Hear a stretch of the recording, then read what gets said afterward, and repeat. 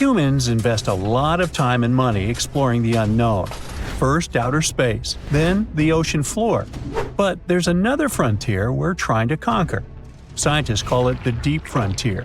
I'm talking about how far down to the Earth's core we've made it so far.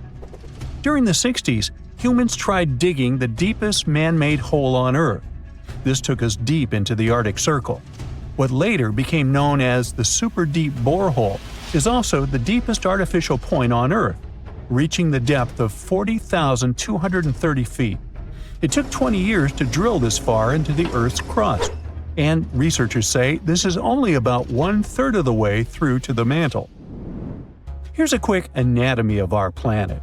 If the Earth is like an onion, the crust is like the thick skin of this onion.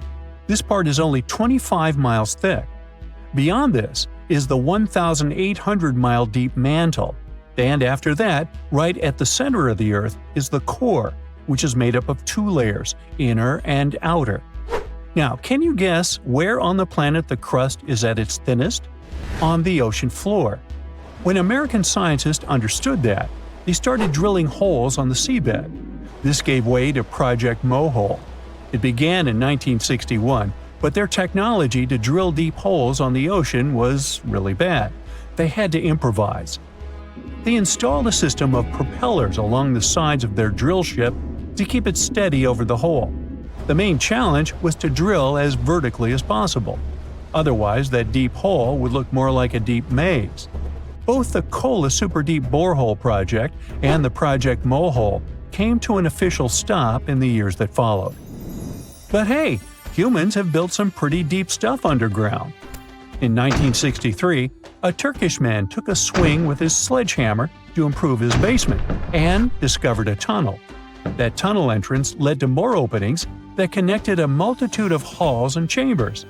He didn't know it, but he had discovered Deringoyu. This once lost city was up to 18 stories tall and 200 feet deep.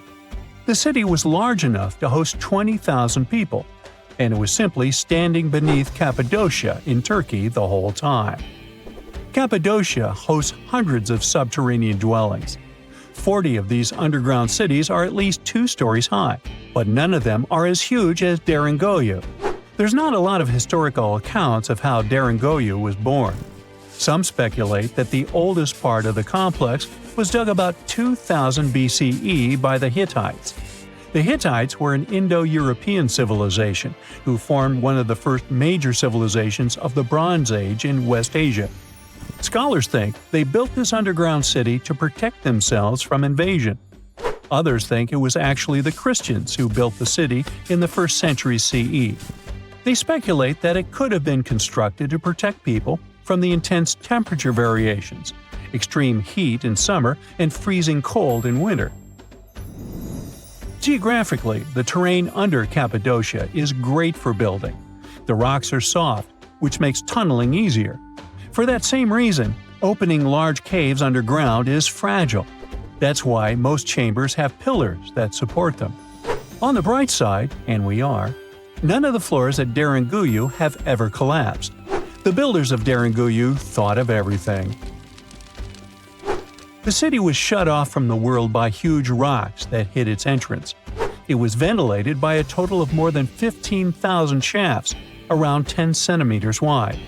This way, they guaranteed enough breathing air in the upper levels in a way that they ended up being used as the living and sleeping quarters. The lower levels of this impressive maze were mainly used for storage. But honestly, they had it all: a room for a wine press, for domestic animals, small religious buildings. They certainly didn't spare any efforts to make that underground city as complete as an above-ground one. Now, speaking of impressive underground stuff, Switzerland has the longest tunnel in the world, built here on the Swiss Alps. This absurdly huge tunnel was built over 8,000 feet below the surface. Check this out. This is what the Gotthard-based tunnel looks like. The first idea to build the tunnel was put forward as early as 1947, but construction only officially began in 1999. It took them years to approve the project and then scout for the perfect location. Even so, The 73 different rock types that compose Massif turned the construction into a real challenge. Some of the rocks were as hard as granite, and others were as soft as sandstone. This meant they needed different approaches and equipment so the whole thing wouldn't crumble down. Overall, they had to excavate about 28 million metric tons of rock to make way for the tunnel. There were many other challenges to build that far into the earth. The deeper into the mountain they got, the hotter the temperatures were. Since there's no natural ventilation, temperatures would get as high as 115 degrees Fahrenheit, making it really hard for workers to endure. The tunnel stretches for 35 miles from one end to the other.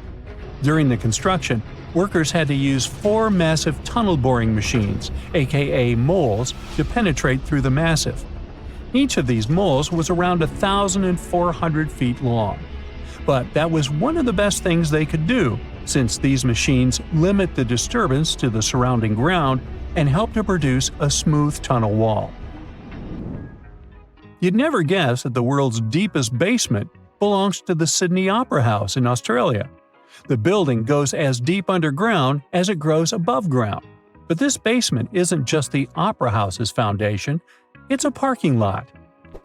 This unique parking garage penetrates 120 feet underground, or 12 stories deep, while most car parks are only 4 or 5 stories deep. But that's not all that makes it unique. You see, if they decided to build a normal rectangular parking space, this would end up eliminating a bunch of possible parking spaces. And since they wanted to maximize the space they had available, they had to come up with some superb structure. First, they opened up a man-made cavern to make that dream possible. Then they had to come up with a design. That's what led to the donut-shaped cavern, or what engineers call a double helix. This design shocked the engineering community for its innovative approach. But hey, it worked! Today, there is space for over 1,000 cars down there, which seems about right for an opera house. Let's wow once again real quick. Some underground structures may take up to an hour to reach. Take this gold mine in South Africa that lies around 2.5 miles below the surface. Yeah, you may think, hey, it's just a couple of miles, why does it take an hour to get there? But the conditions are hard and it's not for the weak. But Milan Ladina, an Ecuadorian runner, even completed a half marathon there, despite temperatures reaching 104 degrees Fahrenheit, high humidity at 80%, and an atmospheric pressure of 1.4, comparable to what divers experience 5 meters under the sea. Yikes. Whoa, there could have been more human species throughout history than we used to think. In one place in East China, Hualongdong, scientists found the remains of a human who lived around 300,000 years ago. They found a jawbone and parts of the skull. They carefully studied these bones to compare them with the bones of other ancient and modern humans. The remains themselves weren't that unusual. We know our human family is really diverse and has been around for millions of years. You know our ancient relative called Australopithecus, right? These fellas lived in different parts of Africa, and they were known for walking on 2 legs, just like modern humans. But their brains and some other parts of their bodies made them more similar to apes. Their teeth are a good example of how they were like a mix of apes and modern humans. Their canine teeth were smaller than those of apes, but their back teeth were still larger than ours. There were different types of them.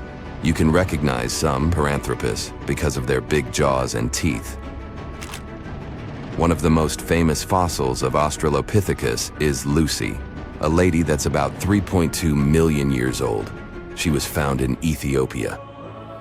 So, we know that our family got pretty big from that point, or probably even before it. But it's always great to welcome some new members, which seemed to be the case with this new discovery. Some parts of these bones look similar to the bones of ancient humans, while other parts look more like the bones modern humans have. For example, the person whose bones they found didn't have a real chin. That means we can't put it in any of the groups we know of, like Neanderthals or maybe even Homo sapiens. So, might we be missing a branch from the human family tree, or an important step in our evolution? What we're looking at here could be some mix between the creatures that became modern humans like us, and the ones that turned into what we today know as Denisovans. It takes time to figure it all out, though. We hadn't known much about Denisovans either, until we found some of their bones in a cave in the mountains.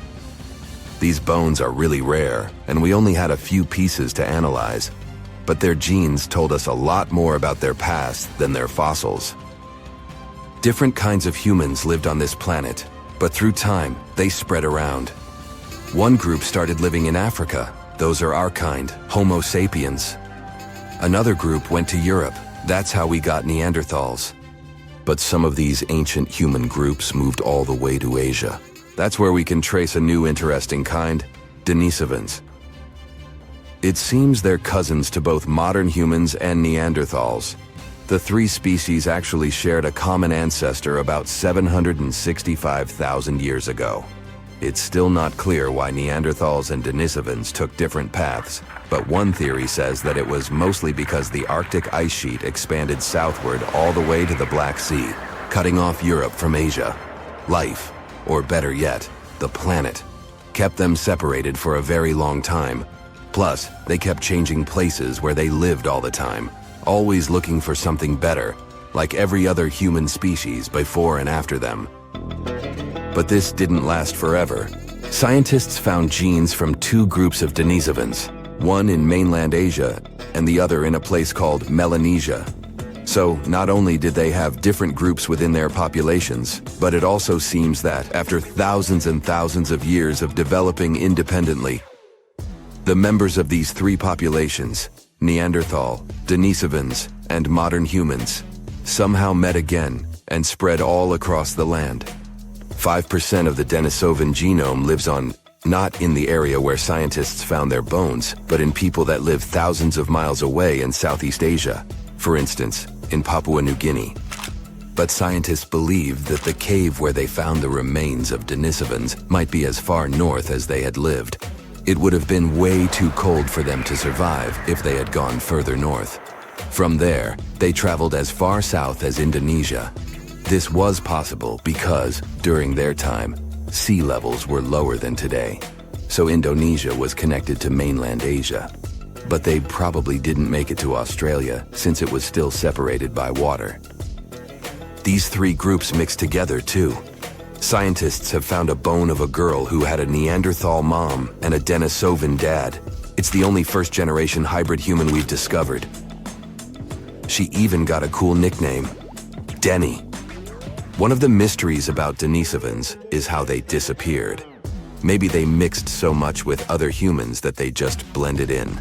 Or it's possible that modern humans' ancestors were stronger, had better tools, or even brought some diseases that didn't affect them, but affect Denisovans. Climate and where they lived might have also played a role. Denisovans lived in a wide range of environments, from cold parts of Asia to tropical Indonesia.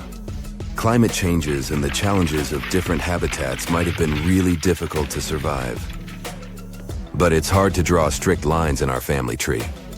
We're still relatively new at learning about it anyway. Who knows how many new members we are about to discover? Half a century ago, a team of scientists had an idea that a collection of fossils they found at the Great Rift Valley in Tanzania were actually the remains of some new human species. Yup, that was the time when we welcomed Homo habilis into the family. It was a big discovery at that time since people mostly believed that the story of our evolution had been really simple. First, there were Australopiths that looked like apes. After them, there was Homo erectus, the upright man. They most likely lived in Africa around 2 million years ago, but also expanded really quickly across Eurasia. It was the first human species that we know about to have traveled such long distances to find a better place for life. They looked and behaved like humans. Plus, they were probably the first of our ancient ancestors who learned how to deal with fire. Maybe they were the first to cook food as well, and that's what we're definitely thankful for. Cooking food was an innovation that made the human diet more nutritive, and we could grow bigger and smarter brains. So, yeah, Homo habilis made things more complicated. They could walk on two legs, but they could also be better at climbing trees than walking on the ground like us. Plus, their brains were smaller than what a human should probably have. At first, it seemed these fossils could be from a completely different side of the family, related to other creatures, Australopithecus africanus, that looked like apes. But more and more digging showed that even though its jaws and teeth were similar, Homo habilis was still bigger and a bit different. The name means handy man, because they were probably able to make and use simple tools. Searching for more fossils in Africa wasn't easy because a team of researchers had to deal with wild animals and tough conditions all the time. But eventually, they managed to find some teeth and a strange skull that was, again, something different from the ancestors we knew about. The teeth were really big, so this new fella got the nickname of Nutcracker Man. For a long time, everyone believed this kind had evolved to eat hard foods. But the fossil teeth didn't show much damage, so they might have been eating food that was softer than we thought. This finding might help us understand how our teeth have been evolving through time, too. And right there, in the same layers of soil where Nutcracker Man was lying, they found ancient stone tools. At first they thought those had belonged to Nutcracker, but as they kept digging, they found more fossils that didn't match Nutcracker Man. It means that someone else must be the real tool maker. But that's another story for another time. The Sahara Desert is like a Mad Max movie. Scorching heat, endless dunes, and an overall barren wasteland. A place where no one could live, right? Well, forget all you know about it, because 5,000 years ago, the Sahara was a lush paradise of grasslands, lakes, and rivers, and the home of a ghost civilization that vanished without a trace. Our tale begins in the 1930s, when a Hungarian explorer stumbled upon a cave in the middle of the Sahara. Inside, he found something bizarre: ancient rock paintings of people swimming in a lake, surrounded by giraffes, hippos, and crocodiles. At the time, everybody shrugged it off as some symbolic depiction of the afterlife, because really, who would imagine a lake in the Sahara? Well, fast forward some 70 years later, when a group of archaeologists made a discovery that flipped the script. In a rock shelter in Libya, they unearthed 15 mummies, along with baskets, ceramic pots, and other everyday items. This may look like prehistoric junk to most people, but to archaeologists, it was like uncovering a key piece of evidence. Those people weren't just passing through, they lived here. You see, those weren't just any mummies. They were some of the oldest naturally mummified humans ever found, dating back over 7,000 years. Take that, Egypt. Two of them still had readable DNA, preserved thanks to a rare natural mummification process, almost a miracle considering the Sahara's climate's ability to turn everything into, well, beef jerky. Scientists struggled to understand where those mummies came from for a while, because the mitochondrial DNA they recovered was not helpful at all. But thanks to scientific progress, they eventually managed to do a full genome analysis that revealed some weird secrets. Those people belonged to a human lineage that was completely unknown, and they lived isolated from the rest of humanity for thousands of years. For decades, researchers assumed that the place where they lived, the Green Sahara, was like a prehistoric highway, a lush corridor that humans and animals used to migrate between sub-Saharan Africa and the Mediterranean. But the mummies demolished that theory, like a hippo sitting on a sandcastle. Their DNA showed zero genetic mixing with sub-Saharan and Eurasian migrants, keeping their genes pure for 7,000 years. Their closest genetic relatives weren't their neighbors living right below the famous desert, but some ancient hunter-gatherers from Morocco, and even some guys that lived in the Czech Republic, when it wasn't even a country yet, 50,000 years ago. We're not out of the woods yet, because those mummies also carried some teeny-tiny traces of Neanderthal DNA, just 10% of the amount found in modern Eurasians. Now, if you paid attention in school, Then you know that Neanderthals lived in Europe and Asia, and early humans only mixed with them after migrating out of Africa. But those green Sahara folks never left Africa. So how did they get Neanderthal genes? The leading theory is that their ancestors mingled with Neanderthals in North Africa 50,000 years ago before settling in the Sahara and cutting off contact with the outside world. Archaeologists also found cattle bones and tools made of stone and wood at that rock shelter, proving that those people led a thriving pastoral lifestyle.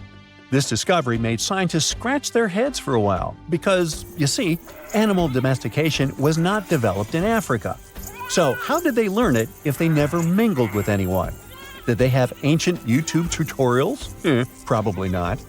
The researchers believe they must have traded knowledge with neighboring groups, but just knowledge, no saliva. It's almost too hard to believe that no outsiders mixed with them. After all, who wouldn't want to live in a thriving civilization in the middle of a green paradise, drinking milk, eating meat, and even using animal blood as a protein source? Ooh, yummy. They didn't have to hunt for every meal, thanks to their livestock, and the abundant water made life pretty sweet.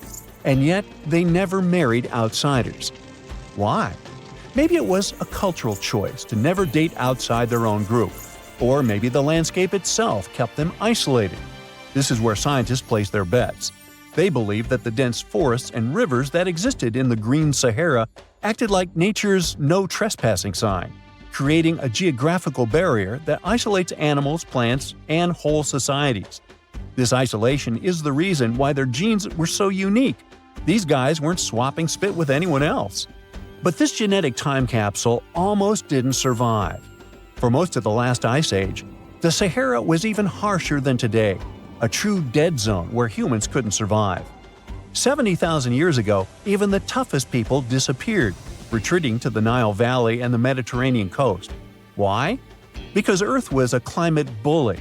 Massive glaciers stole all the moisture, weakening monsoons until rain clouds barely reached North Africa. Then came the knockout punches. Armadas of icebergs flooded the North Atlantic, triggering devastating droughts each time. This was the Sahara's ultimate keep-out era.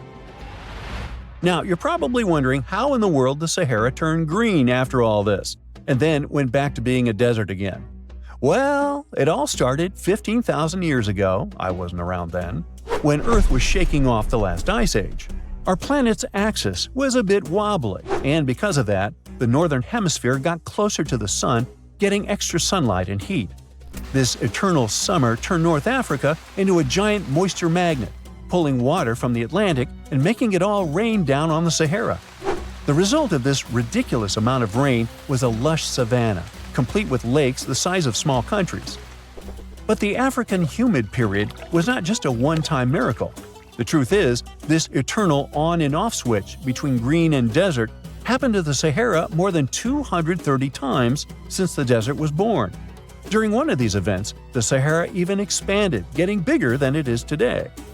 So when the green Sahara showed up, you can bet it brought the ultimate ecosystem glow-up.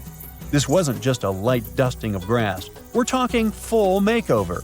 The transformation was so complete, it even reshaped animal populations. Cheetahs suddenly struggled with the new prey dynamics, while rodents like the multi-mammate mouse thrive in the suddenly abundant grasslands. But don't pack your prehistoric swim trunks just yet. This paradise had teeth. The Sahara was an ecological maze of crocodile-infested rivers, malaria-carrying mosquitoes, and big cats lurking in the tall grass. Crossing it would have been like playing a real-life game of Hungry Hungry Hippos. This is probably why more groups didn't settle permanently. The Sahara's climate cycled between wet and dry every 20,000 years, hardly a stable zip code. For most ancient people, it was smarter to treat the green Sahara like an all-you-can-eat buffet, grab resources and leave before the desert returned. Still, this green Sahara period lasted for 10,000 years, giving our mystery shepherds plenty of time to thrive. But around 5,000 years ago, Earth's axis shifted again, the rains moved away, and the Sahara dried up faster than a puddle in July. As the desert returned, the shepherds from the green Sahara had no choice but to pack up their livestock and leave. Some researchers believe they migrated toward the Nile. laying the groundwork for ancient Egypt, so I guess their legacy lives on. Besides, their pure lineage may be extinct by now, but some faint genes of the mummies can still be found in the people that live in North Africa today. But the introvert mummies were not the only ones using the Green Sahara as an Airbnb. They actually had neighbors just around the corner, in a lakeside village in Niger to be exact. Those people thrived for 5,000 years and left behind the oldest Sahara Desert cemetery, including a man buried in a turtle shell, a grinning Halloween man with filed teeth, and a heartbreaking family embrace frozen in time, victims of the very waters that sustained them. Eventually, those people disappeared too, just like it happened to our antisocial friends. This proves that this desert outsmarts everyone, with a landscape that gives paradise with one hand and takes it away with the other. You know, scientists make discoveries that change the world, but even they can face mysteries. Here are 10 things that have baffled scientists. Imagine that you constantly hear a low-frequency hum, and no one can trace its source. Roughly 4% of the world's population hears the hum. It's a geography-free sound. I mean, people all around the world hear it, so the name varies from Tao's hum to Auckland hum, depending on the region where it gets generated. The sound is just on the threshold of human hearing. People hear it less when they're outside, and it gets louder indoors, especially at night. What's even scarier is that you cannot unhear it once you've heard it. Some folks say it started in London around the time of Charles Dickens, who wrote A Christmas Carol, and the low-frequency sound actually comes from the humbug. Or not. Actually, the earliest cases were recorded in Bristol, UK, dating back to the mid-1970s. Scientists have various theories about where the hum comes from and why only some people can hear it, yet they don't have a clear answer. It could occur when ocean waves move along the ocean floor. They shake the Earth when they collide with continental shelves. Or this might be happening because of volcanic eruptions and earthquakes. Oh, and how about ultra-low frequency radio signals used to communicate with submarines or even 5G? Upsweep is another type of unidentified sound. It was discovered in 1991 in the Pacific Ocean. The sound is high enough to be recorded throughout the ocean. Scientists theorize that the sound could be related to underwater volcanic activity. Interestingly, the volume of the sound has been diminishing compared to its volume when it was first discovered, yet it still can be detected. Plus, it's seasonal. It reaches its highest volume in spring and fall. Is it related to seasonal changes? No one really knows for sure. The next mysterious thing is a cone-shaped monument found in the Sea of Galilee in Israel. This monument was discovered accidentally by sonar scanning in 2003, but the findings were published only in 2013. The monument weighs 60,000 tons. It was once submerged by rising waters. Archaeologists say the monument is enigmatic because they can't figure out where it's from. They don't know what it's connected to or its function, so this big and unusual thing remains a mystery. Now let's move to Göbekli Tepe, Turkey. This place offers you one of the most archaeologically significant sites in the world. Why is it important? Well, it has massive carved stones about 11,000 years old. To put it in perspective, they're 6,000 years older than Stonehenge. Ancient people placed these stones before they began farming or crafting metal tools or pottery. So the existence of this place goes against the chronology of civilization we're familiar with, where people farmed first and built second. Apparently, it wasn't like that. In any case, a good question is, what was the purpose of this site? Was it built to worship some spirits? Yep, archaeologists believe it might be the world's oldest temple. Okay, say this with me. Paleodictyon notusum. Yeah, I know it sounds like a chemical formula. This is a living fossil found deep down on the ocean floor. A creature makes these hexagonal burrows, that for sure. Yet scientists can't identify the artist. Now, what do I mean by living fossil? Well, Paleodictyon notusum is a creature believed to produce a burrow nearly identical to Paleodictyon fossils. Is it a worm-like animal that made them? Scientists don't know. One thing is clear, This isn't some random stuff created by geological forces. Now, speaking of fossils, take a look at this giant one. Its informal name is Godzillius. It was discovered in 2011 by an amateur paleontologist. This is a scientist who studies the history of life on Earth by analyzing fossil records. Anyway, back to Godzillius. It's almost 7 feet in length and 9 feet tall if you were to measure it upright. This fossil is 450 million years old, coming from the time when Cincinnati was underwater. It might be a fossilized algae mat, but some scientists have different opinions. This is a massive tunnel found in South America. The tunnel is at least 8,000 to 10,000 years old. At first, researchers discovered a couple of colossal burrows. They were enormous and neatly constructed. Geologists were amazed, saying they had never seen such structures before. There's no known geologic process to explain their formation. I mean, researchers have known about the burrows since the 1930s, but back then they believed that these tunnels were just some sort of archaeological construction, until they discovered huge claw marks on the walls and ceiling. They reasoned that some extinct species could be the ones to have left these marks. Many geologists strongly believe they found the burrows of giant ground sloths and armadillos. The structure is the largest known burrow from the Paleolithic age in the Amazon. Yet experts have many questions. How come such a deliberate-looking structure could form naturally? A researcher then discovered another strange cave. This one was hundreds of miles away from the massive tunnel. Fast forward, there are now more than 1,500 burrows from the Paleolithic age found in Brazil. What's even more interesting is that some of these caves are connected to tunnels that sometimes lead to chambers. I'll continue with a natural phenomenon. What if I told you that every year, especially in October, fireballs appear on the Mekong River in Thailand? According to legends, Naga fireballs are a call for Buddha to return to Earth, and river serpents are the ones making these calls. Well, that's a myth, but what does science say about it? Is it related to a flammable gas? There are no clear answers yet. These fireballs appear to rise from the water. They can go as high as almost 990 feet. They're like fireworks, disappearing rapidly. They typically glow with a reddish or orange color. I'll mention some legends too, because why not? They're thrilling. And it would be a shame not to include the one about the lost city of Atlantis.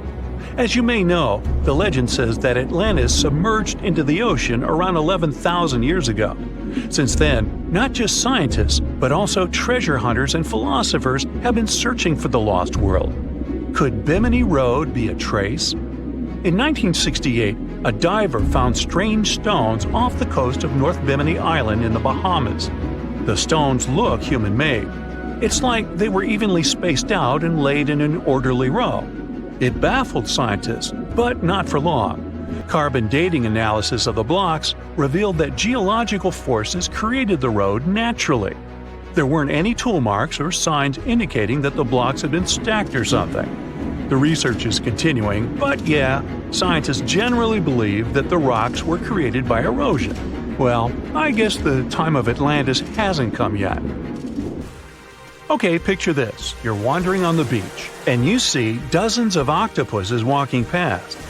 In 2017, a group of people from Wales witnessed exactly this.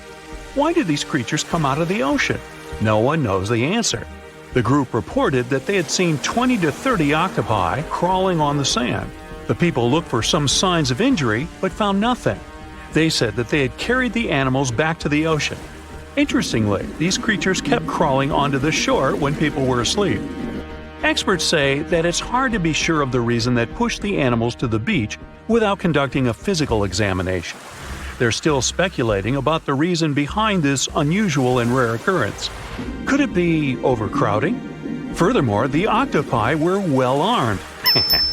A separate study points out that the more fishers hunt large animals that feed on octopuses, the more the octopus population grows. Maybe that's why these creatures have to go farther to find food or shelter.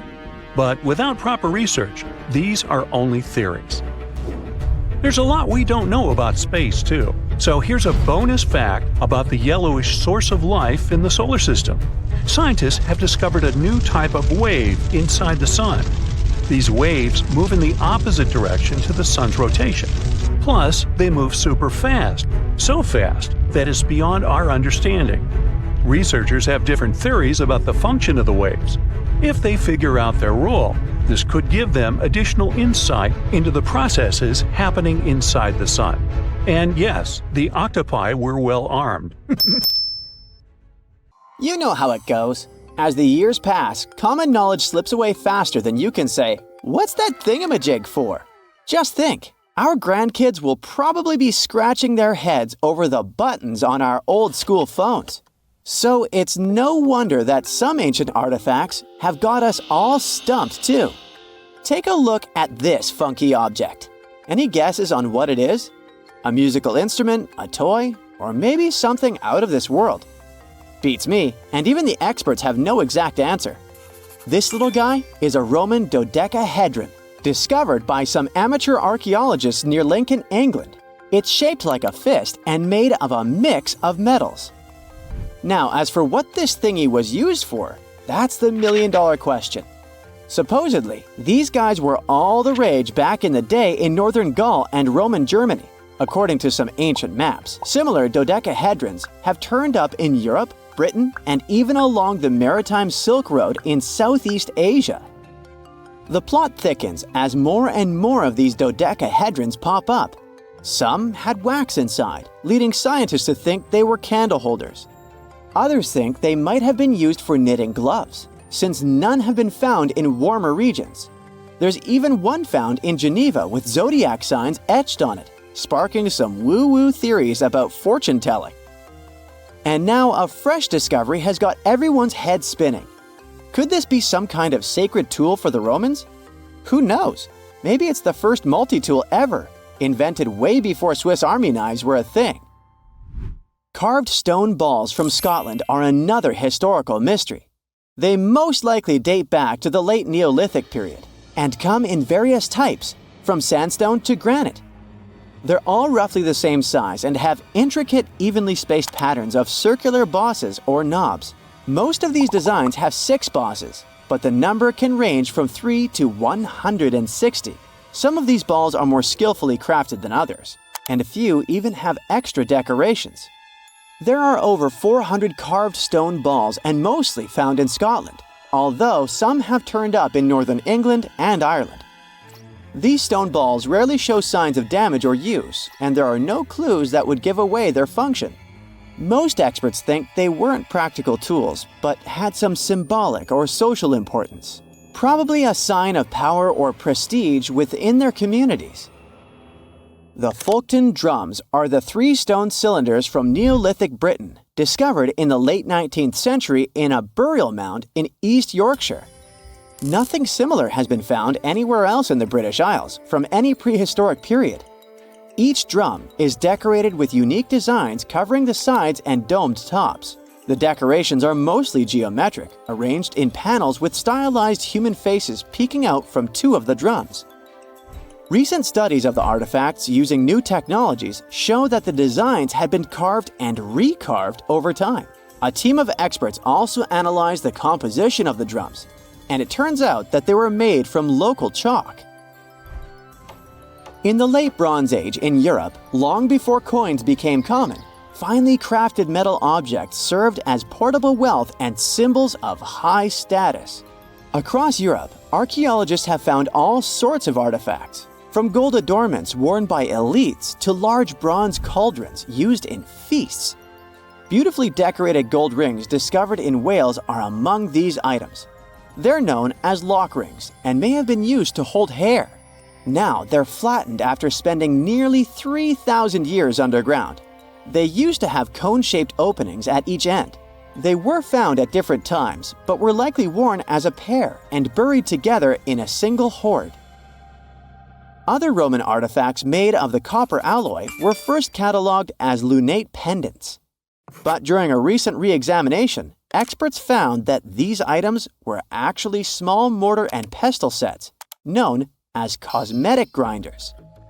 They were used to grind minerals for makeup and were specifically designed for applying liner and shadows to the eyes. They were mistaken for pendants because of suspension loops that allowed them to be carried on a cord. These cosmetic sets from the 1st century of the current era were unique to Britain. They prove the influence of imported cosmetics and beauty trends from the Mediterranean and Roman provinces, including Egypt. The Salzburg Cube, also known as the Wolf's Egg Iron, was discovered in the late 19th century in Austria. It doesn't really look like a cube, but is more like a rounded object with 2 flat sides. Down the middle, it has a groove, and the surface is covered with pits and craters. Workers accidentally found this artifact when they blew apart a piece of coal. The coal seam it came from is thought to be over 60 million years old. The Salzburg Cube moved between museums, mysteriously vanished in the early 20th century, and then showed up again. Some researchers thought it must be a Victorian-era candlestick holder, but still, no one knows the true story of the cube or its current location. Archaeologists have unearthed an incredible historical find in Pakistan, an ancient sphinx estimated to be around 12,500 years old. The region where it was found was once a busy center of the ancient Indus Valley civilization. It had advanced urban planning, intricate art, and sophisticated drainage systems. The discovery of the ancient sphinx is a good example of their progressive art. We all know of the Great Sphinx of Giza, but what was the significance of the Sphinx in the Indus Valley culture? Their Sphinx has designs and carvings that show scenes with their daily activities, which means it may have had a more complex role than a symbol of power or guardian. It could stand for a balance between humans and nature, or even a deity associated with agriculture. Areca in Chile sits on the sandy dunes of the Atacama Desert, known as the driest desert in the world. Long before this coastal town was built in the 16th century, the Chinchorro people called this region their home. Archaeologists found hundreds of their mummies. Radiocarbon dating showed that these mummies are over 7,000 years old, which makes them 2,000 years older than the famous Egyptian mummies. The Chinchorro used special techniques to preserve the mummies, not just relying on the dry climate for that. And unlike the Egyptians, they didn't just do it for the elite members of their society, but for everyone, no matter what age or status they had. The local people living in Areca now are so used to finding mummies in their backyards that they don't feel weird about living among them. In the winter of 1850, a powerful storm with extra high tides hit the west coast of Orkney, Scotland. The wind and waves ripped away the surf, covering a mound, and revealed stone-built structures beneath. A local antiquarian decided to dig up the village that he thought was from the Iron Age. He managed to unearth the remains of 4 houses and many artifacts from 2 villages. The villages had been buried under sand, so everything was really well preserved. Carbon dating wasn't a thing back then yet, so it was tricky to tell the exact age of the villages. Almost a century later, with new tech, researchers were finally able to tell that the place was actually from Neolithic times. You can still see stone dressers and box beds in the prehistoric houses. Archaeologists and historians working on the famous Terracotta Army think that it might have been inspired by or modeled on ancient Greek sculptures. It would mean there was a cultural contact between East and West much earlier than we thought, long before the Silk Road trade route. There was probably Western influence in China during the era of its first emperor, who took the throne in 246 before the current era. Before that time, China didn't have a tradition of building life-sized sculptures. Earlier terracotta soldiers were much smaller, less than 10 inches tall. Greek artists might have even been present to train Chinese sculptors. In 1975 in Puerto Rico, a farmer saw most of his goats lying lifeless on the ground. He got closer and saw that the animals were stiff and had 2 puncture marks on their necks. Goats were not the only animals that were hurt. Many pigs, cows, and geese lost their lives too. They all had the same distinctive bite marks on their necks, and all had been drained of their vital fluids. The locals immediately jumped to conclusions and blamed dogs, and the authorities didn't bother to do a better investigation and just said dogs had done it without looking for any proof. A couple of days later, though, many more animals were found deceased. Among them was a cow that had literally been opened, and it had a lot of scratches on its head. The farmer next door reported that his chickens had been destroyed by something. In just a few weeks, the creature took the lives of 90 farm animals. After some time, another farmer said that 10 of his goats had been drained, 7 had been hurt, and 11 were missing. This time, the authorities didn't waste any time and started the monster hunt, but they had no luck finding the culprit. The incident was all over the local newspaper, and the beast was named the Vampire of Maka. The incident caught the attention of the Agricultural Commission, and scientist Juan Rivera was tasked to solve this otherworldly mystery. His first suspect was a Puerto Rican boa. This non-venomous snake can grow to be a little over 6 feet. Still, its diet consists of only small prey. It's also very shy of humans and other animals. It avoids bigger creatures at all costs. You're more likely to see fish climbing trees than this boa taking down a whole cow. Near the crime scene, a large cave was discovered, and we all know that weird creatures like living in dark, cold caves. In the cave, they found some crazy-looking bats. As we've seen in movies, bats can turn into vampires, so they must be the culprit. But no, bats were as innocent as they could be. Their favorite food wasn't cows or goats, it was figs. They were peaceful fruit-eating bats that didn't care about animals. Again, the researcher hit a wall. Suddenly, all the terror stopped in July 1975. It seemed like the creature had vanished into thin air, but not for long. 2 decades later, 62 miles from the previous site, more animals were found. A local vet examined them. He was terrified to discover that every animal had 2 precisely cut holes like he had never seen before. The animals were anemic and looked like they'd passed away recently. By the looks of it, the creature's favorite food was goats, and that's how it got the infamous name we all heard of, chupacabra, which means the goat sucker. Dogs, chickens, rabbits, and other animals were not off the menu. In short time, the chupacabra took 1,000 farm animals. Now, this animal had a name, but people still had zero idea about what the chupacabra looked like, which was terrifying. In Canovanas, Madeline and her mother reported seeing a weird creature that could have been the chupacabra. They said it had been walking on 2 legs like a human and resembled a kangaroo. They mentioned that the monster also had spikes on the back, no ears, large dark eyes, and 2 holes for a nose. It had 2 arms with 3 fingers. The chupacabra seemed to like Madeline's house because her husband and his coworker found it in the garage. They tried to capture it, but didn't succeed.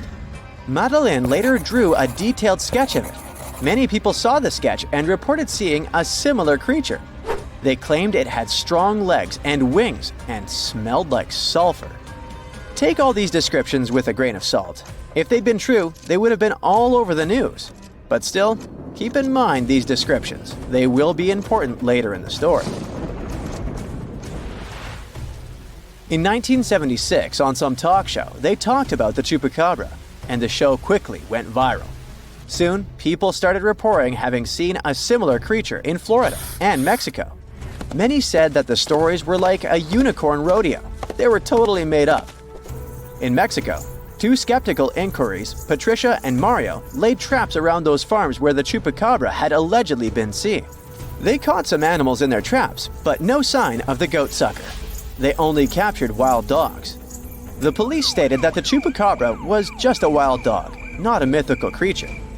And still, in the next 5 years, there were numerous sightings of the chupacabra worldwide. On the 13th of August of the year 2000, a farmer from Nicaragua found 25 of his sheep and 35 of his neighbor's sheep hurt. So he decided to take the matter into his own hands. One night, he was patiently waiting in the pitch-black night for the creature to appear.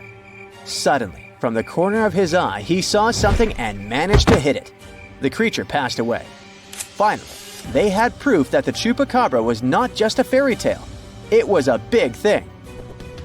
Later, the chupacabra was examined by a vet. The vet was shocked because he had no idea what the creature was.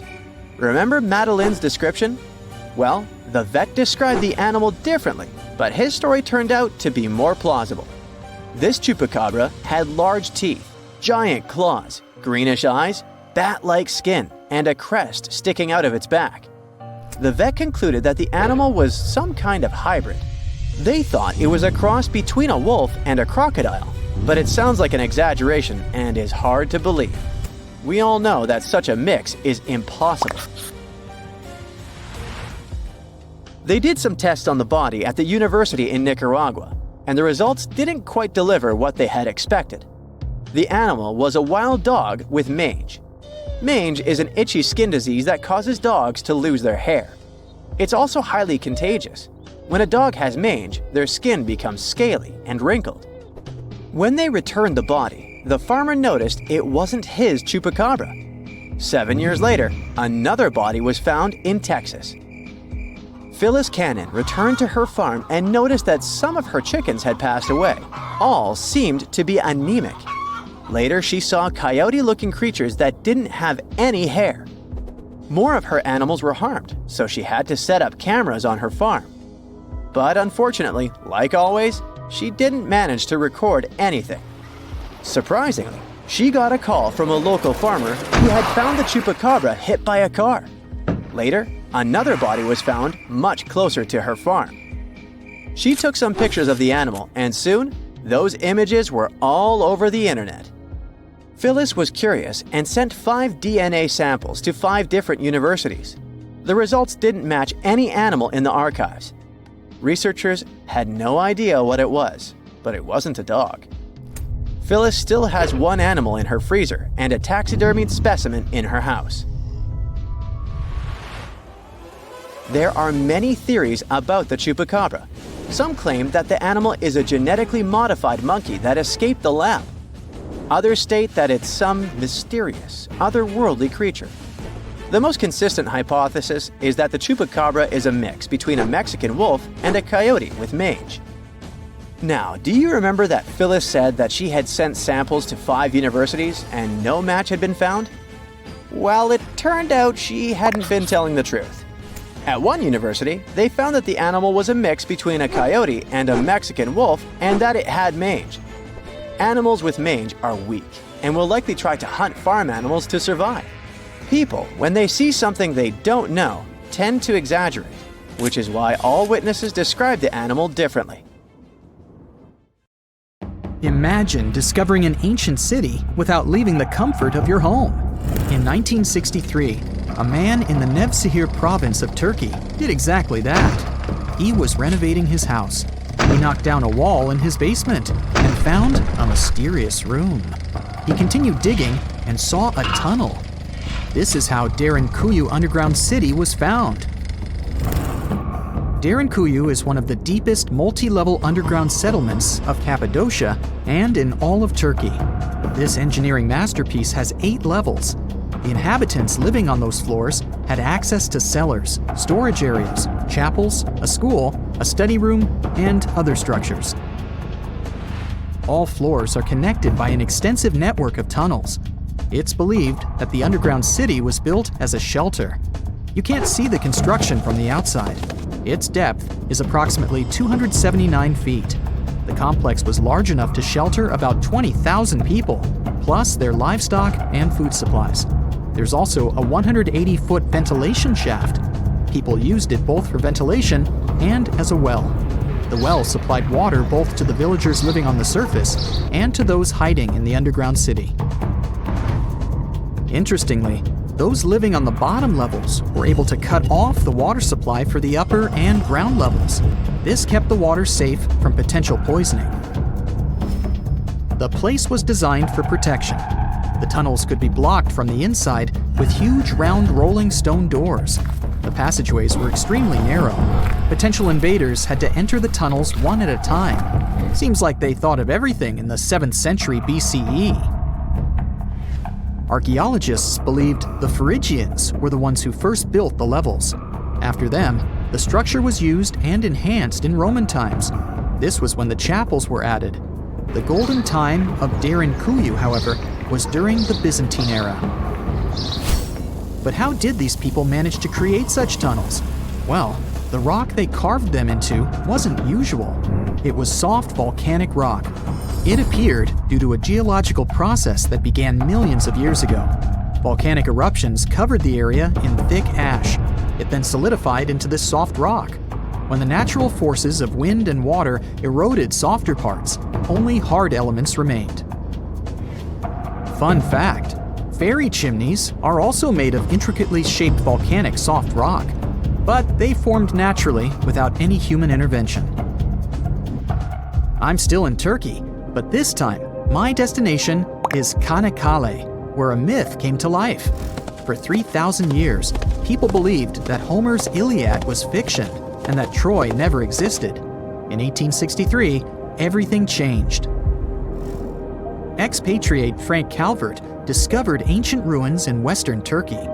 He was convinced they belonged to the ancient city of Troy. Heinrich Schliemann examined this area in 1868. That's when Troy saw sunlight again after all those centuries. Troy has complex layers. Over the years, 9 ancient cities were built on top of one another. Historians say that the area was strategically located between Europe and Asia, so it became a prosperous trade and cultural center. This strategic position made Troy attractive throughout history. After the Trojan conflict, the city was abandoned between the years 1100 to 700 BCE. Then Greek settlers rediscovered the area, and Alexander the Great ruled there. The Romans then invaded the city. Speaking of this event, the first thing you would see when visiting the site is a replica of the wooden Trojan horse from a movie shot in 2004. The next stop is Lothal. In the 1950s, Lothal and several other Harappan sites were discovered in India. These new provinces extended the boundaries of the Indus Valley civilization. Lothal was an important part of the Harappan civilization. It had vast cotton and rice fields. Plus, it had a bead-making factory. Beads were made from semi-precious stones, like agate. Many of these beads were later found in Mesopotamia, which serves as evidence that Lothal was a thriving trading port. Archaeologists believe that the city was part of an ancient trade route. Traces of agriculture? Check. Traces of trade? Check. What else? The remains of residential buildings, streets, bathing pavements, and drains. Some real city planning, and impressive examples of early urbanization. The town was well constructed. There were modern houses. Some of them had 6 rooms, bathrooms, a large courtyard, and even a veranda. Lothal also had the world's oldest known dock. It linked the city with the Sabarmati River and the trade route. The ancient Mayan city of Calakmul is located in southern Mexico in the tropical forest of the Tierras Bajas. From 500 CE to 800 CE, Calakmul was home to over 50,000 people. There was a central plaza surrounded by outer districts. And if we count both the inhabitants of all those outer areas and those who lived in the center, Calakmul had a population of more than 1.5 million people. It was a city that was habitable for 12 centuries. It's believed that the place had more constructions than any other excavated Maya settlements in the region. After 1000 CE, the Maya civilization there faced a downfall. The settlement that was once the center of Mesoamerica was almost completely abandoned. The ancient city was at the heart of the second largest tropical forest in America. The site is well preserved, so today, if you were to visit it, you would be able to picture what life looked like in ancient Mayan times. The city remains include architectural complexes and sculpted monuments, defensive systems, quarries, water management features, agricultural terraces, massive temple pyramids, and palaces, not to mention a variety of body ornaments and other accompanying objects. It proves that complex state-organized societies lived in this tropical forest. The Mayans depicted nature in their paintings, pottery, sculptures, rituals, and even food. I'm moving on to a place people thought didn't really exist. The city of Thonis Heracleion appeared only in a few inscriptions and ancient texts. Turns out, it was waiting to be discovered for thousands of years. Scientists searched the majority of the coast of Egypt. But then, archaeologist Frank Gaudio and his team detected a colossal face looking at them from under the water.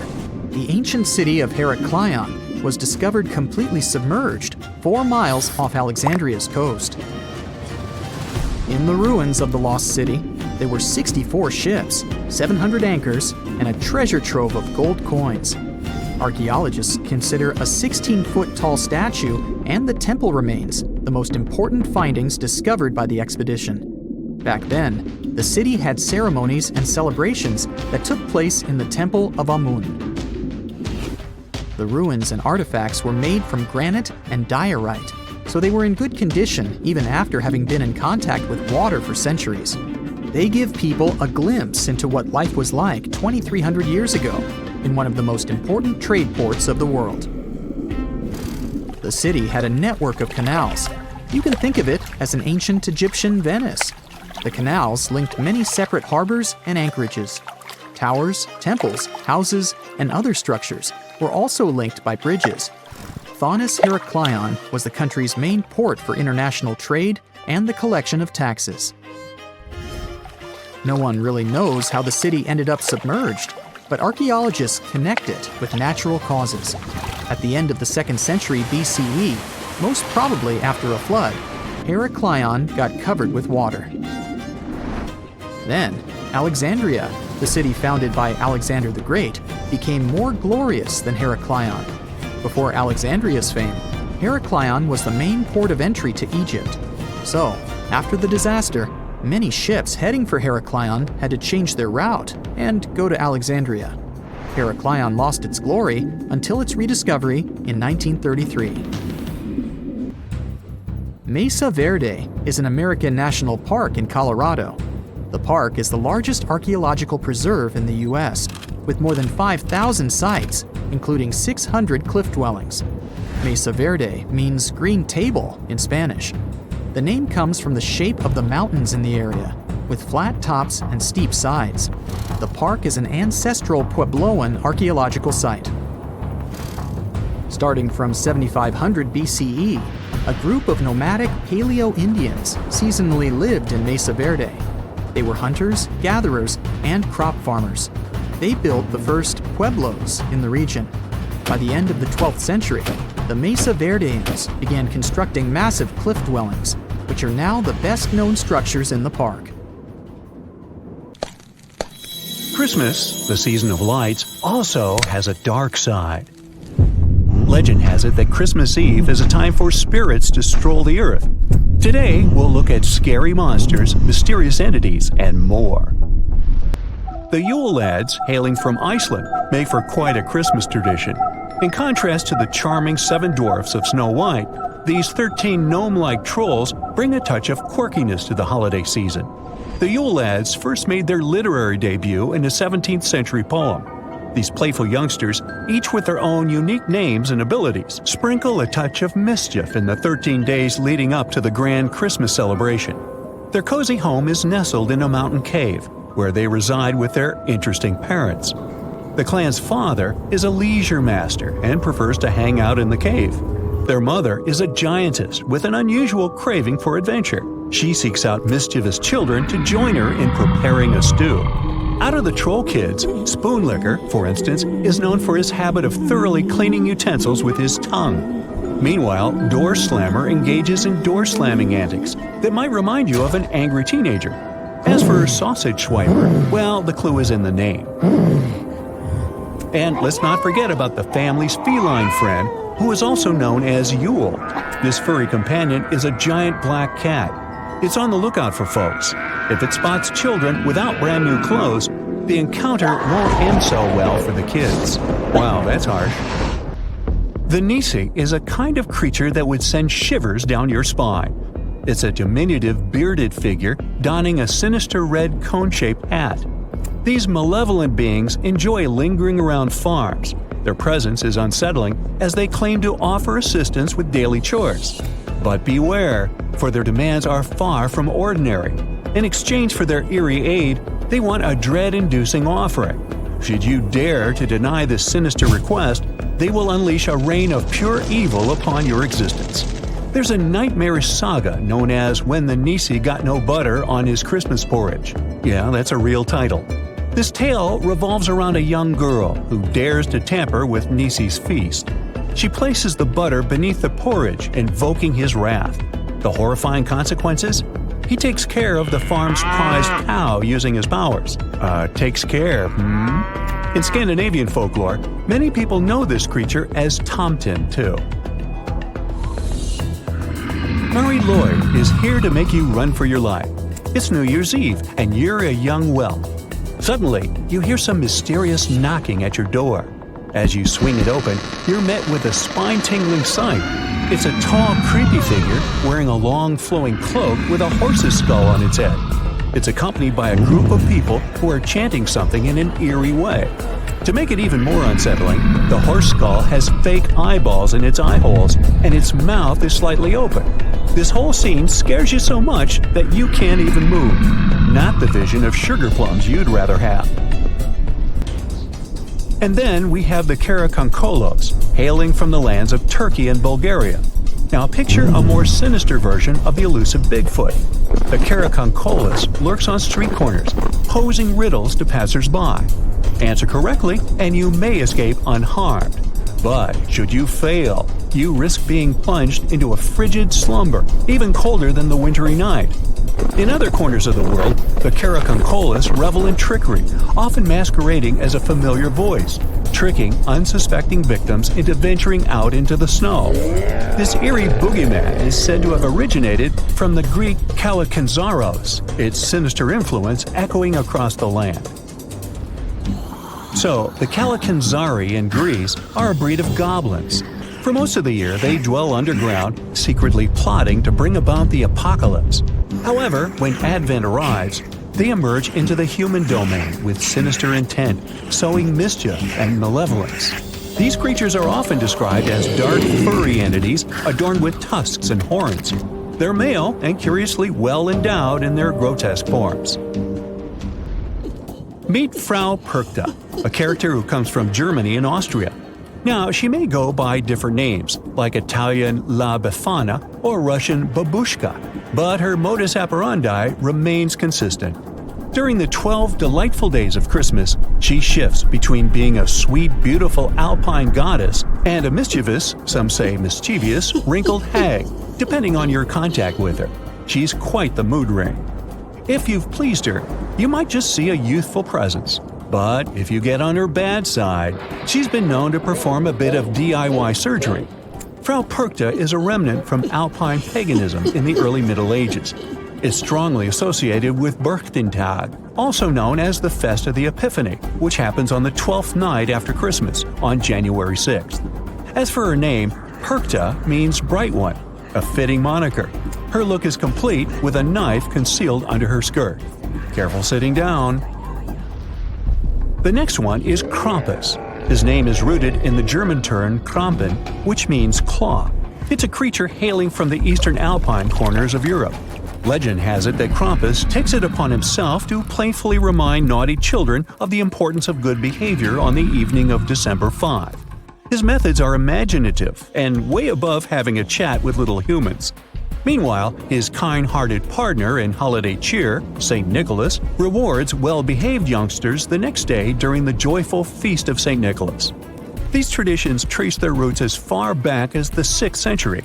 Today, many European towns enthusiastically host Krampenslauf, or Krampus runs. People dress up as him at festivals. And for those with a penchant for sending unique holiday greetings, there's the holiday cards option. In an Alsatian legend, there's a story of Hans Trapp. No, not the Von Trapp family. Hans is a local figure known for his extreme greed and lack of moral principles. He resorted to practicing witchcraft and making pacts with evil forces in pursuit of wealth. He faced a dramatic downfall. He lost both his wealth and his place in society. To evade detection, he adopted the guise of a scarecrow and wandered the countryside. At a certain point, he became fixated on the idea of experiencing the taste of human flesh. Oh boy. God recognized that matters had spiraled out of control and struck Han's trap with a bolt of lightning. He met his end, yet there are accounts of his spectral return on Christmas. Belsnickel is a character of German folklore. It's traditionally known for its unique role in guiding children toward better behavior, offering an intriguing contrast to the jolly figure of St. Nicholas. The term Belsnickel can be traced back to the fusion of bells, an older German term signifying fur, and nickel as a nod to St. Nicholas. Belsnickel is known for his visits to children, during which he engages them in friendly conversations and playful inquiries. Based on their responses, he may opt to reward them with a gift or employ a form of discipline, often involving a wooden rod. Belsnickel's origins can be traced back to the Middle Ages. The final touch is Grilla. She is a giantess who is able to sense children misbehaving all year round. She keeps a record of those children and sees them as snacks during Christmas time. Wait a minute, didn't we mention her before? If you ask this question, you're an attentive, devoted Brightsider. We have indeed mentioned her, the mother of the Yule lads. Remember that crowded family with a black cat? Now, Pierre Fouettard was a butcher. He was known for his involvement in the cases of abduction and robbery, leading to tragic fates for children. St. Nicholas uncovered his gruesome acts and miraculously revived the children. In retribution, Pierre Fouettard was sentenced to a lifetime of servitude, accompanying St. Nicholas and managing wayward youngsters. Well, thanks anyways, but I think I'll just stick with Santa Claus. Oh, and the reindeer. Scientists have recently discovered Leonardo da Vinci's hidden passages under a medieval castle in Italy. They followed a newly found 15th century sketch by the creator of the Mona Lisa and found one of the unexplored architectural wonders from the age of the Renaissance. Construction of the Sforza Castle started back in 1358, but it was destroyed about a century later during a local crisis. Then, in 1450, Francesco Sforza, the Duke of Milan, decided to rebuild it on the old ruins. After he passed away, his son Ludovico took over and kept improving the castle. He brought in some of the best artists of the time, including Leonardo da Vinci, to decorate its walls. We can still see Leonardo's frescoes today in the Room of Wooden Boards. While he was working at the castle, Da Vinci also recorded some historical underground passages hidden beneath the outer wall. The drawing, dated between 1487 and 1490, was found at the Institut de France in Paris. The sketch is highly precise, and it proves that Leonardo was really interested in fortification design and was great at documenting existing structures. Historical records show that Ludovico ordered the building of an underground passageway that led straight to a basilica, where his wife was buried. Ludovico married Beatrice in 1491, and they had a happy but tragically short marriage, as Beatrice passed away while giving birth in 1497. The Duke locked himself away for weeks, grew a beard, and wore only black clothes while he was mourning his beloved wife. The secret tunnel may have stretched over a half a mile and would let Ludovico visit her grave in private. It could have served as an escape route if the castle was ever under siege. The existence of the tunnels remained one of the mysteries of the Renaissance for years, as no one knew for sure they were there. But now, scientists finally uncovered the secret history. They used a combination of ground-penetrating radar and laser scanning to build up an accurate 3D model of all the structures under the castle. They found the tunnels Da Vinci alluded to in his drawings, and it looks like they may have only been a small part of a whole system of historical underground passages. The goal is to create a complete digital twin of the castle that will not only show all the preserved constructions, but also the ancient ones that are no longer visible. They also plan to add augmented reality to the virtual paths to let visitors discover Leonardo da Vinci's hidden passages. Now, we don't know if the genius actually took part in constructing the hidden passages that scientists recently discovered, but we do know about some other Leonardo da Vinci inventions. He created the first satellite-like map in 1502, long before photography or satellites were even a concept. A famous figure in Italy, Cesare Borgia, invited Leonardo to a small town called Imola, near Bologna, to create a highly detailed map for him. Back then, maps were not very precise, as no one had figured out how to show exact distances on a smaller scale. Instead, people spent a lot of time decorating them with dragons, roses, fancy castles, mountain ranges, flowers, and other artistic details. These maps look more like beautiful paintings meant to be displayed, rather than practical tools for navigation. But Cesare Borgia wanted something truly functional, and Leonardo managed to create something revolutionary in the field of cartography. If you compare satellite images of Imola today with Leonardo's map, the similarities are striking. He captured every alley, curve of the streets, roadways, and even the exact sizes of the buildings. And he did it all by hand, using just a pencil, ruler, compass, and several of his own clever inventions. To gather all the necessary data, the genius walked through the streets for weeks using a large wheel that spun as he moved, recording the distance with a cable. Using the magnetic compass, he determined precise directions. He also developed a tool called the bussola, which measured angles inside a circle. With this, he could track the exact turns of each street and the size of the intersections. He figured out the distances between houses and major roads. Then, back at home, he used his notes and calculations to draw the map to scale with incredible precision. In his work, Da Vinci also used a technique developed by Florentine humanist Leon Battista Alberti. He created a mapping method where you could place an entire city inside a circle using polar coordinates. At the center of the city, 8 straight lines met, representing the main directions of a compass. Leonardo used this system to divide the town into 8 sections. He didn't overlook even the smallest buildings, which made his map one of the most advanced of its time. The Italian genius had a big dream to build a machine that could let people fly. He studied how birds, bats, and kites move through the air and designed a special flying machine. He believed that if he could copy their movements, humans might be able to soar like them. Da Vinci's design looked a lot like a bat, with 2 large pointed wings that stretched over 33 feet wide. He planned to build the frame from lightweight pine wood and cover it with raw silk to make it strong but not too heavy. The person flying it would lie on their stomach on a wooden board in the center. To make the wings flap, the pilot had to pedal a crank with their feet, which was connected to a system of rods and pulleys. There was also a hand crank for extra power and even a headpiece to help steer. As the person moved their hands and feet, the wings would flap and twist, just like a bird's. But there was one big problem. Humans aren't strong enough to make the machine lift off the ground.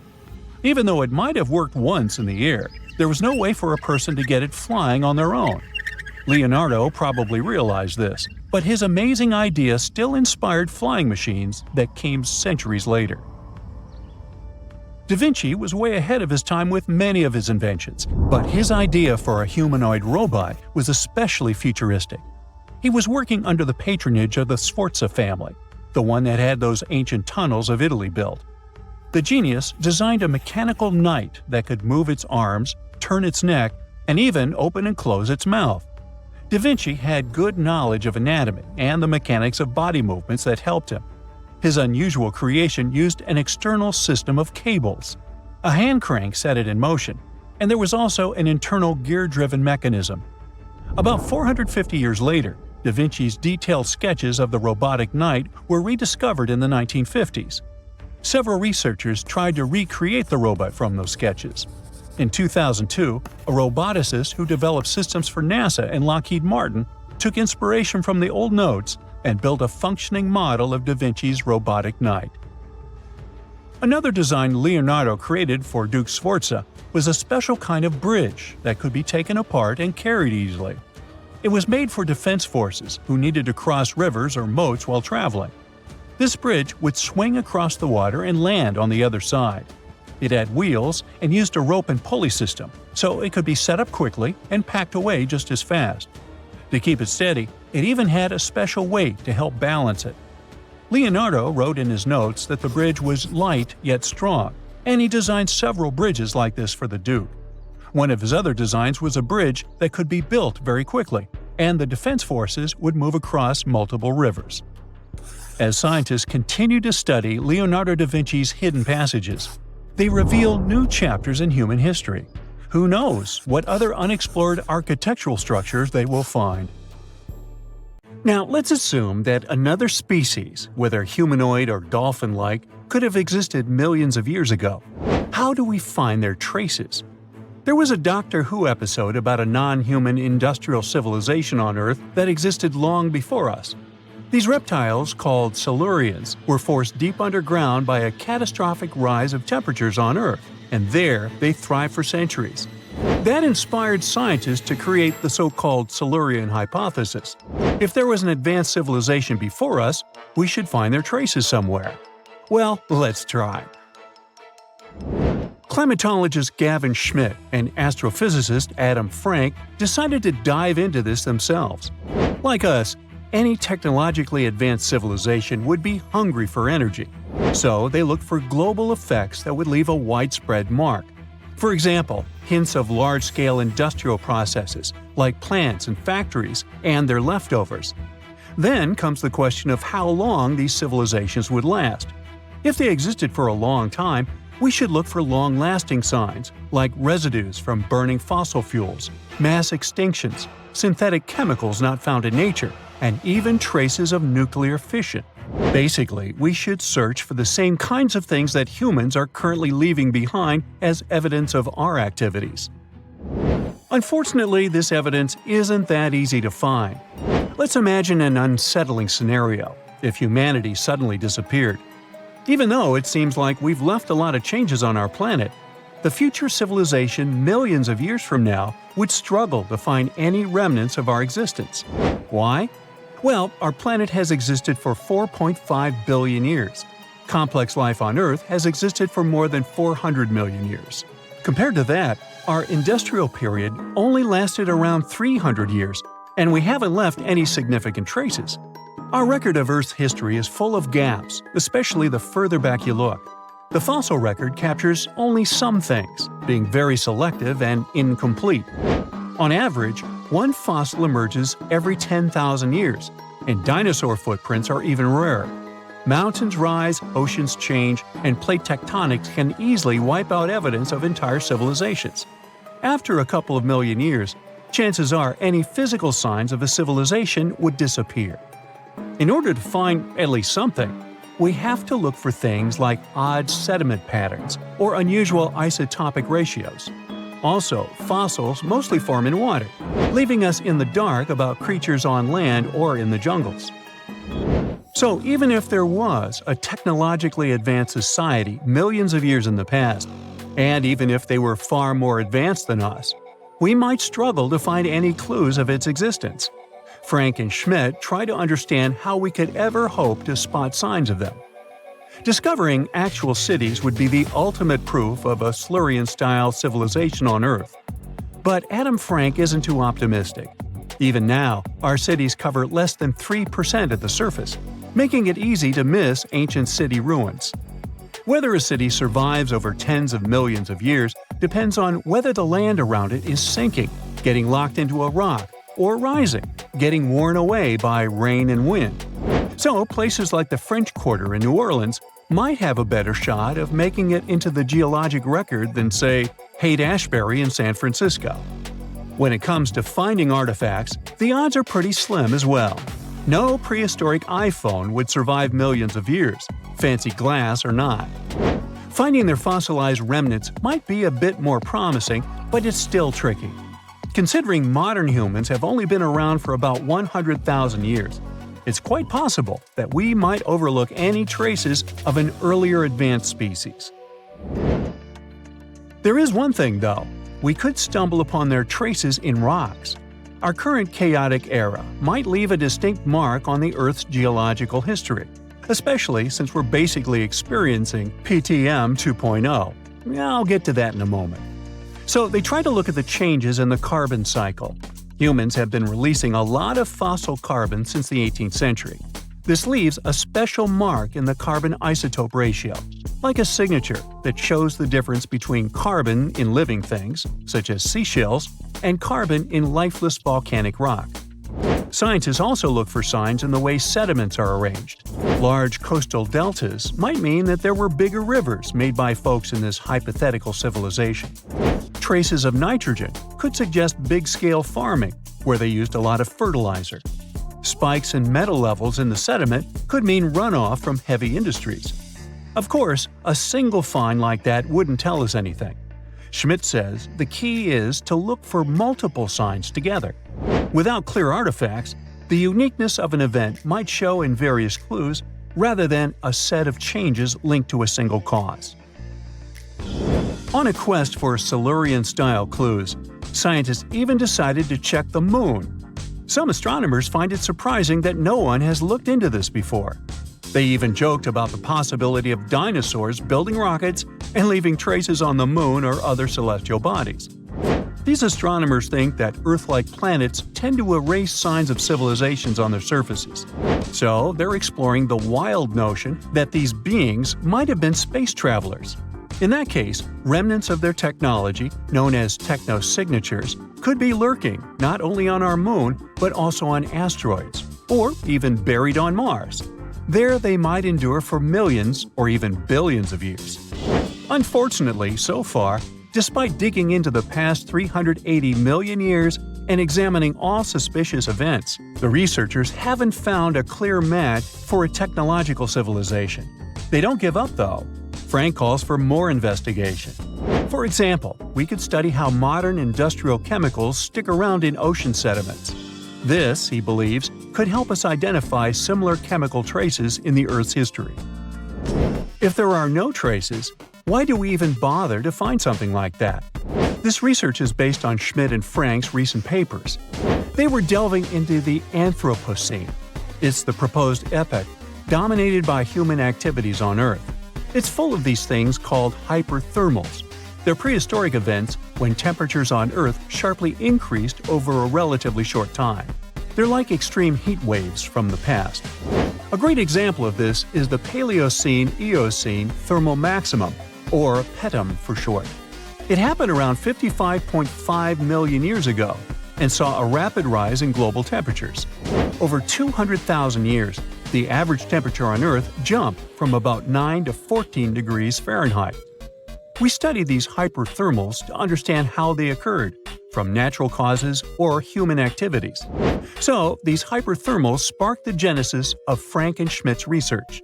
To study them, scientists started examining chemical signals and tracers left in rocks. When doing that, Schmidt and Frank uncovered some eerie parallels between all the climate issues we have today and past periods of rapid temperature shifts. There's a close similarity between the PETM and other hyperthermal events. So all this work isn't just about solving a historical mystery. Understanding our impact on the environment can guide us to finding better ways to live in harmony with the planet and avoid becoming a forgotten species in the future. Our Milky Way is filled with lots of planets that could be just right for life, but we don't know if there are other civilizations out there. Earth is the only place we know of with living beings.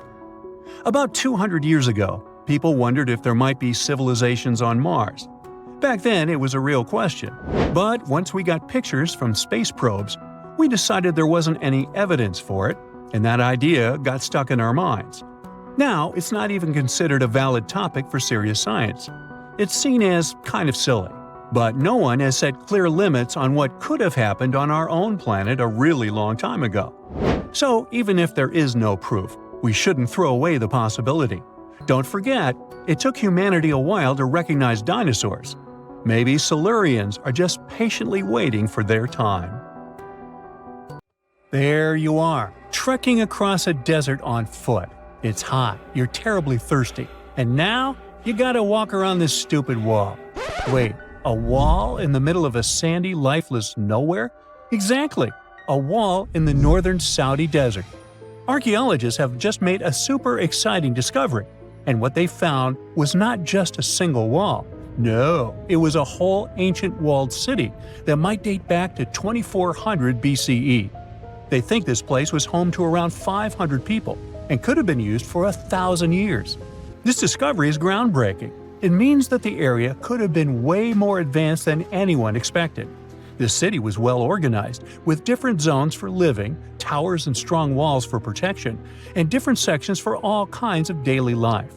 This ancient city, now called Al-Natab, was basically an oasis town, and it's great since it can give us a peek into what life might have been like in this desert thousands of years ago. Apparently, they had clearly separated areas, like residential sections, a cemetery, farmland, and even a town center. This oasis city, found in the Khaybar area, is the first big organized settlement from the 2nd or 3rd millennium BCE that researchers have uncovered in northwestern Arabia. The first surveys show that this town, which covered about 6 acres, had several districts, including the residential area, the cemetery, and the legal one, with courts. The houses were set up in neat rows, all connected by small roads. Those streets kept the residential area separate from the rest of the town. Back then, most people in this region were nomadic herders, always moving around. But archaeologists have been sure that during the Bronze Age, northwest Arabia had small walled towns and oasis centers scattered across it. These connected oasis towns were unique, offering secure places for people to live, store goods, and trade. They started showing the beginnings of urban planning, which hints that people of that time were already starting to settle down and organize communities more seriously. The research team estimated that there were about 50 homes in Al-Natab, but that number could go up to 70 as they keep digging. They think that a few hundred people lived there, and probably one of the coolest things is that some houses went up to 3 stories tall. Built on a slope near a couple of major trade routes, this city was set up in a prime spot. Now, one of the most impressive things about this place is its water supply. The oasis had springs and aquifers, which are underground water sources, and such conditions were perfect for farming.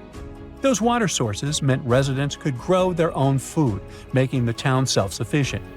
The outer walls probably helped control who could enter the town and get access to its resources. This settled way of life was an impressive shift from nomadic living to a more agro-pastoral lifestyle, which means a mix of farming and herding animals. Another find that supports this theory is a bunch of tools like grinding stones, mortars, and pestles discovered inside the town. People there must have ground grains and prepared food.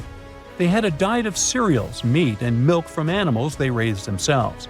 These astonishing findings show that the inhabitants of the town could easily feed themselves and were surprisingly advanced for that time. Thanks to better access to Saudi Arabia in the past couple of decades, archaeologists now have a much clearer picture of what life there was like thousands of years ago. The most exciting thing is that Al-Natab might have been part of a whole network of similar fortified oasis towns spread across the region, and all of these connected sites could show us how trade routes and small settlements worked together at that time in that arid area. Now, at the same time, this recent discovery isn't the only one that has the scientific world buzzing with excitement. How about we visit Egypt and see for ourselves? After all, archaeologists have just found a stash of ancient Egyptian and Greek treasure underwater. They were exploring the lost city of Thonis Heraklion off the coast of Egypt, which sank more than 1,000 years ago. This city was legendary, and nobody even knew where it was until it was rediscovered in 2000. Now they're uncovering more and more, and on this dive, they found a pile of gold and silver treasures. Those were probably used in rituals to bless Egyptian pharaohs when they took the throne. The researchers even found an ancient Greek temple dedicated to Aphrodite and some super old Greek weapons. Frank Gaudio, the lead archaeologist, said it was astonishing that those delicate objects had survived the disaster that brought the city down.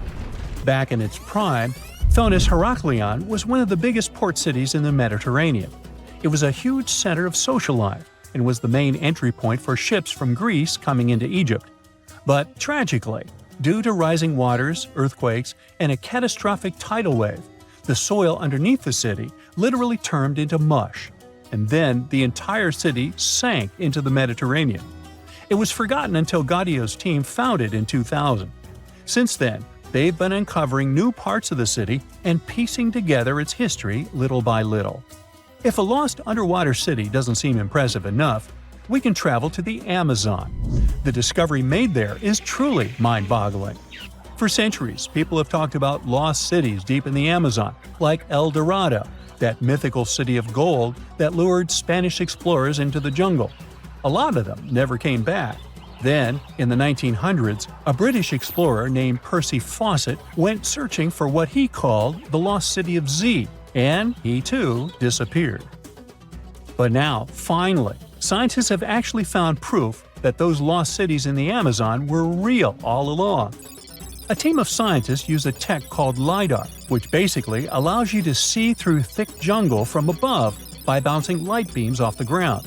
They flew over the jungle in Bolivia in a helicopter about 650 feet up and mapped out those hidden ancient cities. What they found were ruins of a huge urban settlement built by the Kasarabi people who lived there from 500 to 1400 CE. And it wasn't just a couple of buildings here and there. No, the LiDAR maps revealed massive urban centers, pyramids, platforms, roads, canals, and causeways, all carefully laid out. Turns out the Amazon wasn't just an untouched jungle. It was once home to big, complex cities. A scientist from the German Archaeological Institute explained that Europeans had long ignored the possibility of ancient Amazonian cities, but the LiDAR maps showed they were wrong. The new maps have revealed 26 sites, including 11 that no one even knew existed. Researchers have discovered two main city sites, Landivar and Kotoka. They had massive moat causeways stretching out like spokes on a wheel, linking the main cities with smaller surrounding settlements. Some of the canals even connected the cities to rivers and a big lake, which allowed water to flow through the area. Over the years, scientists found scattered ruins all over this region, but the thick jungle made it nearly impossible to connect the dots and see if or how they were related. With LiDAR, the whole layout came to life, showing that those sites were part of a much larger, organized urban system. It's now also clear that the sites had a greater meaning, since everything is lined up in a way that could be symbolic of the spiritual beliefs of the inhabitants. The Kasarabi culture isn't as famous as the Maya, but they had a thriving society in an area that faced huge challenges, like yearly flooding. And although the nearby Andes had their own monumental sites, the Kasarabi were doing something absolutely unique. They even had reservoirs to store water, which suggests they might have been dealing with occasional droughts, which is pretty unusual for the Amazon. Actually, those terrible droughts could be why the Kasarabi eventually left their cities around 1400 CE. Throughout time, scientists have managed to uncover about 6,000 early human fossils, ranging from skulls to teeth. For some of these fossils, it was a breeze. Researchers could instantly identify them as belonging to, say, the Neanderthals. However, when it came to others, things got a bit trickier. Some fossils just didn't fit into any existing categories. So, what categories of prehistoric humans do we actually know about? Well, up until recently, we recognized 8 different species of early humans. One of these is Homo habilis, which means handyman. You'll recall that Homo is Latin for human.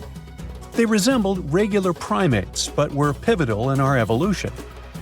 They were the first to create stone tools, which significantly aided their daily activities, such as butchering. Next up, we have Homo rudolfensis. These guys were larger than Homo habilis and boasted bigger brains, but they were still quite distant from modern humans.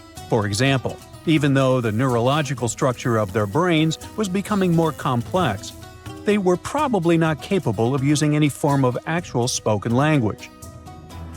Then came Homo erectus, the first to walk upright, followed by Homo antecessor, which is considered the last common ancestor of modern humans and Neanderthals, along with a host of other Homo species.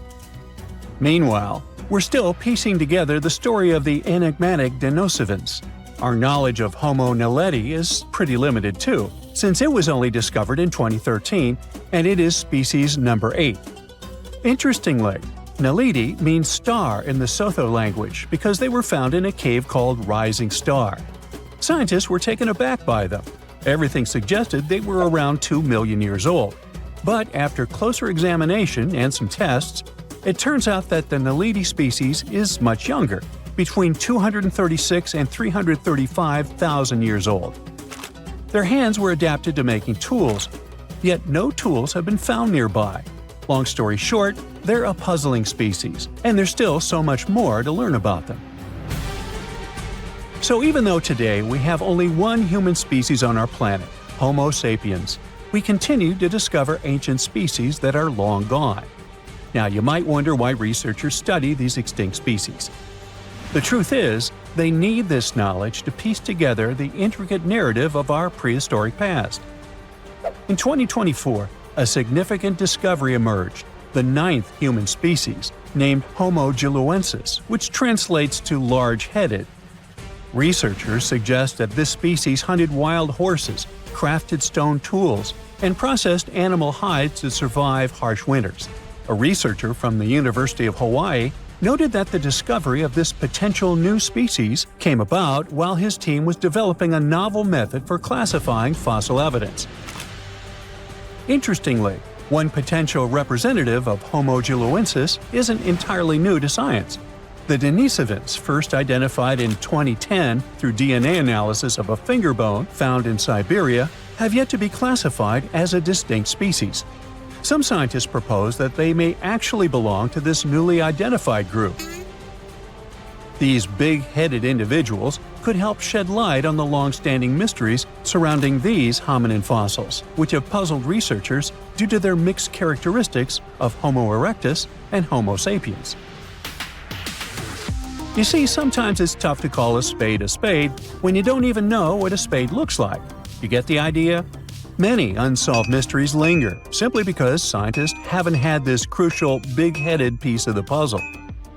So theoretically, we modern humans could also be considered a bit of Homo giluensis.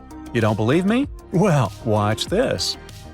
We need to consider two key facts for this equation. First, there are the Denisovans, a group we might refer to as Homo giluensis from a scientific perspective. Yeah, this is just a theory proposed by some researchers, but let's roll with it for now and pretend it's a fact. Second, it's important to know that the Denisovans interbred with the ancestors of modern-day Melanesians. These folks inhabit areas ranging from New Guinea to the Fiji Islands and carry between 4 and 6% Denisovan DNA. Now, you might not personally have those genes, unless you've been tested, of course, but the key takeaway here is that there are modern humans today who share genetic links with the Denisovans, or Homo giluensis, or big heads if you prefer. Now, that all sounds pretty plausible. Let's unpack step by step how it happened. Researchers have uncovered this type of ancient human, known as the Denisovans, based on skeletal remains found in Siberia. These ancient humans coexisted and interbred with modern humans, adding yet another layer to our understanding of human evolution. Named after the Siberian caves where their fossils were discovered, the Denisovans are believed to have roamed widely across Eurasia. Evidence indicates that the Denisovans lived alongside Neanderthals and interacted with early Homo sapiens, possibly around 50,000 years ago. A team of scientists successfully sequenced a complete genome from these ancient hominins using nuclear DNA extracted from a finger bone. This discovery reveals that at least 4 distinct human groups existed during the time when anatomically modern humans began migrating out of Africa.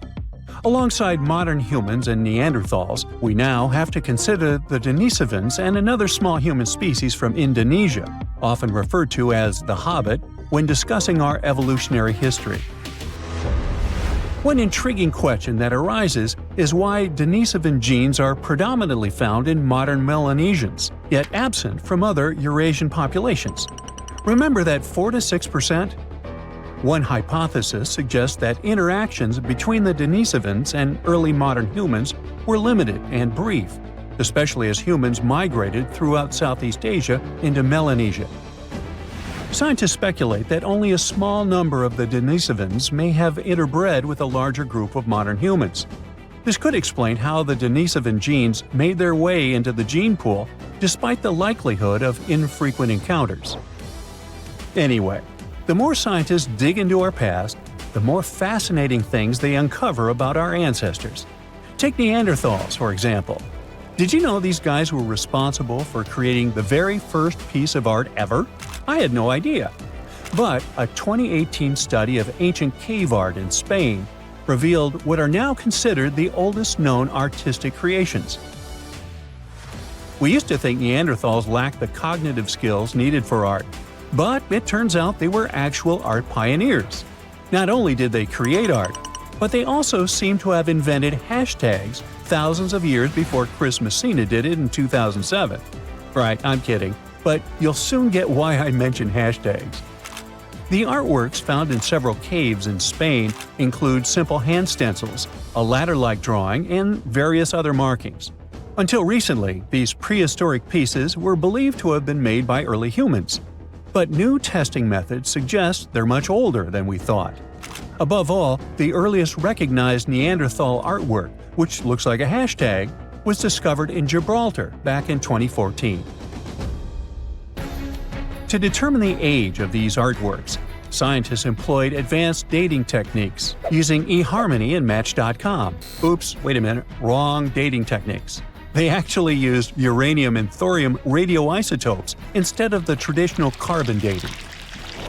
Once the necessary tests were completed, they confirmed the art was approximately 65,000 years old, 15,000 years older than the previously oldest known art from Indonesia. At that time, the only species around were Neanderthals, so it's safe to say they were behind these creations.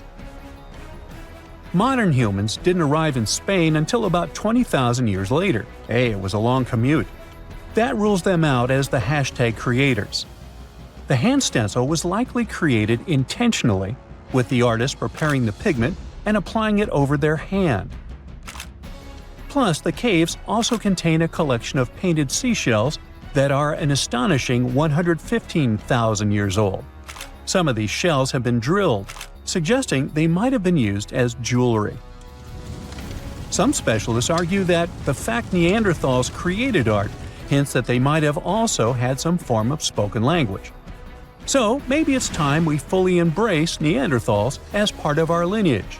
They're humans too, just a different branch of our family tree. While these findings are intriguing, some experts remain skeptical about the new dating methods, claiming they're not entirely convinced. Hey, what do you think? Share your thoughts in the comments. Strange and amazing items are discovered often, but figuring out what our ancestors were up to is pretty tough. Especially when all you have are just some rusty cups and cave drawings. It's no surprise that even the experts in lab coats sometimes make mistakes. But it's not just about dusty plates and huge stones. Sometimes there's even humans with large heads. So grab your digging tools and let's travel back to ancient times to explore incredible societies that even scientists can't fully explain. Sardinia may look idyllic now, but I'm not gonna lie, I wouldn't fancy visiting it 3,000 years ago. Rumor has it, terrible giants roamed around this island back then. People even talk about finding human skeletons over 13 feet tall there, although nobody's ever shown anything to prove it. But the stories will make you wonder because some weird stuff has definitely happened. In 1974, over 5,000 pieces of broken stone artifacts were found in a part of the island called Monte Prama, but instead of being displayed in a museum, they were locked up in an underground vault for about 30 years. Sounds a bit suspicious, doesn't it? When they were finally displaced in 2005, scientists put the pieces together to find statues of 38 giant men standing 8 feet tall. Not quite as tall as the legendary skeletons, but still pretty huge. It's thought these statues were made by the Nuragic people, who lived on the island a long time ago. Besides giant statues, they also built over 8,000 massive stone buildings. Perhaps Nuragic weren't giants themselves, but they definitely liked their things big. I do too. I like a big number of likes on our videos. That would be pretty great. Thank you if you liked this and subscribed. Now back to the video. You and I are pretty smart, but we might not be the smartest humans ever. Actually, we might not even be the smartest species. Since 1913, some skull fossils found in South Africa have hinted at a possibly smarter contender called Boskop man. This human-like species might have lived as recently as 10,000 years ago. Their skull suggests they had really big heads, which means their brains could have been 30% bigger than ours. Wow! Their average IQ could have been around 149, making them among the smartest 0.05% of people today. But if a Boskop brainiac was so much smarter, why are they not around and we are? Well, bigger isn't always better, you know. Our brains are a lot bigger than our ape relatives, mainly in the prefrontal cortex. This part helps with high-level tasks like making decisions, remembering things short-term, and being aware of ourselves. The parts of the brain that handle our senses and movements haven't really grown much. So, maybe the Boskops spent too much time dwelling on the past rather than doing practical things like hunting. But this is all just guessing. We really don't know what happened to these clever cousins of ours. Some people even argue that Boskops weren't any different from us, with the only evidence being parts of skulls. The jungle is huge. Did you know the Amazon rainforest is home to about 30% of all the world's plant and animal species? That's impressive. However, the history of one native species, humans, has long puzzled scientists. The mysterious Kasarabe people lived here for hundreds of years and then vanished around 1400 AD. People thought the Amazon only had a few scattered tribes, but recently we discovered big, unusual shapes in the ground called geoglyphs. These might look like simple shallow ditches, but they're actually the remains of a vast civilization that spread over 5,000 square miles and includes about 450 markings, some as wide as 1,300 feet. That's insane! They likely contained ceremonial buildings and could have hosted up to 1 million people as recently as 550 years ago. Thanks to new technology like LiDAR, which uses a safe laser to map the forest without harming it, we can explore deeper.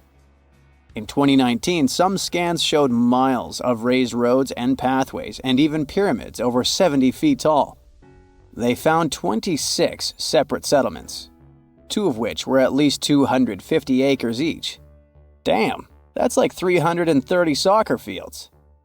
It's not certain what happened to the Kasarabe people. Maybe European conquistadors drove them out. Maybe the most baffling ancient civilization is one we've never actually found a trace of.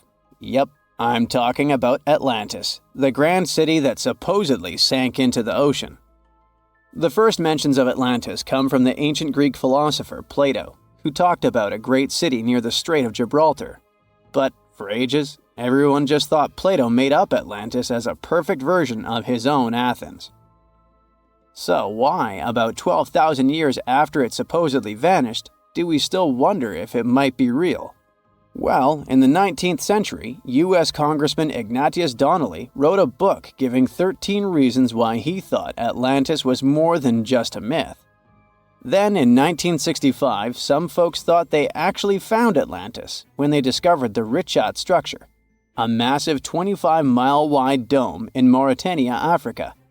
It's so big that you can see the whole thing from space. 2 astronauts flying over the Sahara Desert spotted this giant eye staring back at them and thought they'd made the discovery of a lifetime. Unfortunately, there's no solid evidence linking this structure to Atlantis. It's believed to have formed from volcanic activity about 100 million years ago. But it does look suspicious, doesn't it? Still, we're no closer to knowing the truth. Imagine going back to about 3,300 BCE and finding yourself in South Asia. Welcome to the Harappan civilization. These people were way ahead of their time. They had cities like Harappa and Mohenjo-Daro, complete with baked brick houses, sophisticated drainage systems, and even public baths. This place might have had over 5 million people, making it one of the densest regions at the time. They also invented a system of standardized weights that was incredibly useful for traders. And trading they did. These people had connections stretching all the way to the Middle East, thanks to their great skills in metallurgy. They even had a form of ancient branding. The seals were used to stamp clay on tray goods. Despite being so advanced with a thriving urban life, there's a whole bunch of mystery shrouding their language and script. We've got bits and pieces of their writing, but no one's deciphered them yet, even with all the technology we have today. We also still don't know how exactly their society worked. It looks like they didn't flaunt their social status as much as other civilizations. No grand palaces or massive monuments. Instead, their largest buildings might have been granaries. They sure were practical. Unfortunately, all good things must come to an end. Around 1800 BCE, this bustling civilization started to decline, possibly due to shifts in river patterns. As the environment changed, the Harappans packed up, moving towards more hospitable lands. Ever heard of the Minotaur? The beast with a bull's head and a man's body, hunting the bravest travelers in a massive maze. Well, this wasn't just any old tale. It was one of the most popular dramas of the ancient world, and it was inspired by this place, the island of Crete. The Minoans lived here during the Bronze Age. They had stunning palaces, amazing frescoes, and a culture so rich it still fascinates historians to this day. They built places like Knossos, which was so complex with its multi-story buildings and elaborate hallways that it might have inspired the whole labyrinth myth. Their engineering was so ahead of its time that even their drainage systems were more advanced than what many of us have today. Let me know in the comments which of these stories you find the most fascinating, and thanks for watching.